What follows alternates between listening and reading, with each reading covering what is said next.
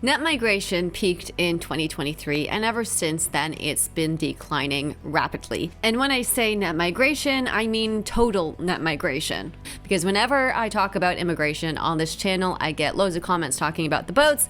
This video is not about the small boats. The small boats only account for about 2 to 5% of immigration. The vast majority of immigration to the UK is visa immigration. People coming to the UK to join family, work, and study. According to a recent report by The Guardian, by the end of the year, immigration could reach a net negative. This is due to multiple factors, one being that people are leaving, both British citizens and immigrants. The immigrants that have been leaving have been predominantly EU nationals who have been leaving in droves since Brexit. Approximately 70,000 more EU nationals have been leaving than arriving. Another reason is that there has just been less immigration because of fewer people immigrating to the country. There have been fewer visa grants because of strict immigration rules brought in by the Tories and Labour. These rules become even more important. Without them, we risk becoming an island of strangers. And also, many people are just not applying for visas anymore. Fewer people are choosing to apply for visas. This goes across all visa categories: work, family, and study. The UK is becoming a less attractive place for immigrants because, again, stricter immigration rules have been brought in recent years, and they are going to continue to be brought in with Labour's plan for immigration.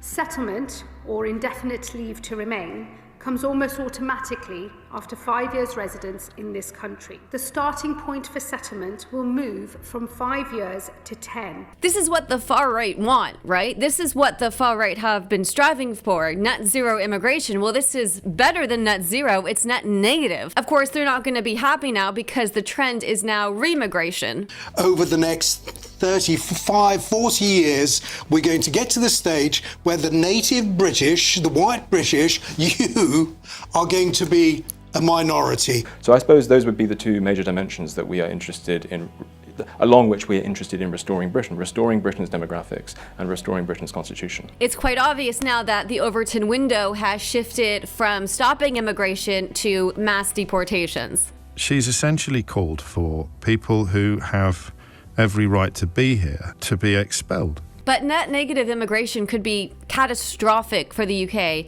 mainly because the UK is losing taxpayers. Typically, people who move to the UK, recent immigrants, are younger, healthier, they're of working age, they don't need the NHS as much because, again, they are younger and healthier. The vast majority of immigrants on visas are not even eligible to claim public funds, so they can't claim from the state in that way. There is a huge conversation right now about how beneficial immigration is to the UK and if immigrants are net benefits or net drains. It's not as if these sort of third world replacements coming into our countries are likely to be the ones sustaining our pension systems, given that, considered at the median, they are overwhelmingly net fiscal takers, not net fiscal contributors. So just as a matter of empirical fact, I think that it's wrong. This conversation is much more nuanced than the media and politicians are making it out to be. First and foremost, immigrants are not educated in the UK.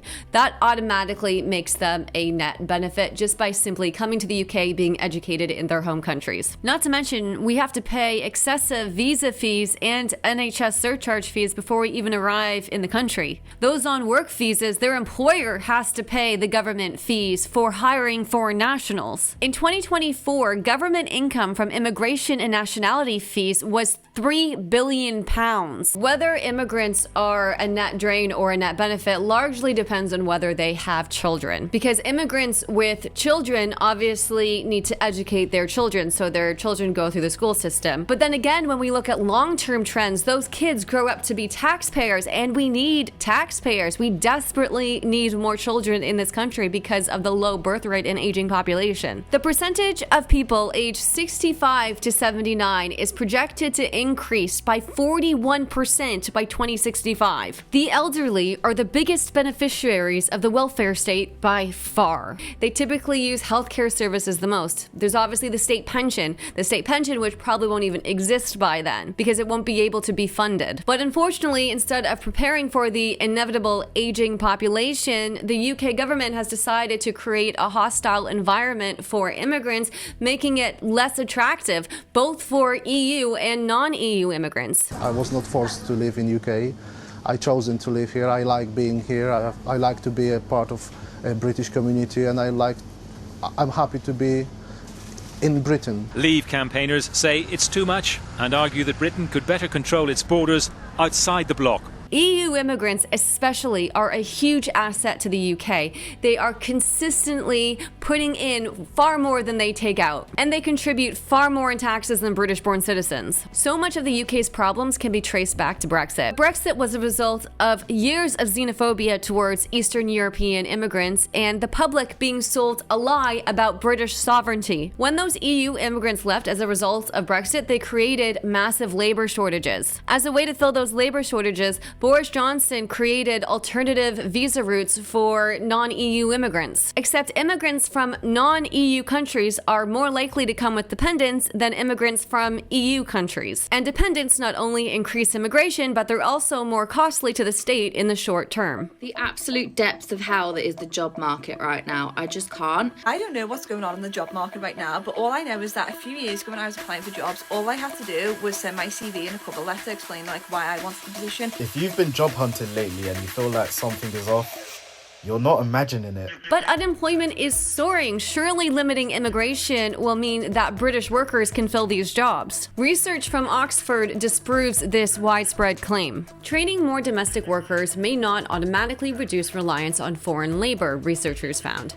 In many sectors facing shortages, low pay and challenging working conditions rather than a lack of skills are the main reasons positions remain unfilled. Basically, until these jobs become more attractive to British citizens, these companies are going to have to continue to rely on immigration. Ultimately, with fewer immigrants coming into the country and more people leaving, the UK is losing a huge chunk of its workforce. We need more taxpayers, not less. The National Institute of Economic and Social Research recently predicted that net zero migration could cost the UK economy £37 billion. If net migration continues to fall, the government will have no choice but to raise taxes on working people. But they don't have to do that. They don't have to punish immigrants and working people. They can hold corporations accountable. Doubling the time period for indefinite leave to remain from 5 years to a minimum of 10 years will trap immigrants in exploitative low-wage jobs, which will ultimately increase cycles of poverty. We're then seeing workers who suffer exploitation on a day-to-day basis, be that requiring them to work long, onerous hours without being paid properly, being provided with substandard accommodation, which often they're being charged for, and then being placed in a position whereby if they make complaints about their treatment, they risk being dismissed. And if they are dismissed, they have just 60 days to find new employment or risk losing their visas. Instead of increasing inequality, which is what these policies will inevitably do, the government should be fixing the broken system, which has no choice but to rely on immigration to keep the country running. They should focus on making these jobs that rely on immigrants more desirable. If they did this, British citizens might actually want to take these jobs, and immigrants won't try to find other employment the moment they achieve settled status. The truth is, the system has been failing for decades, not because of immigration, but because of decades of growing inequality, which multiple governments have failed to address. Unfortunately, the way things are going, this is only going to get worse.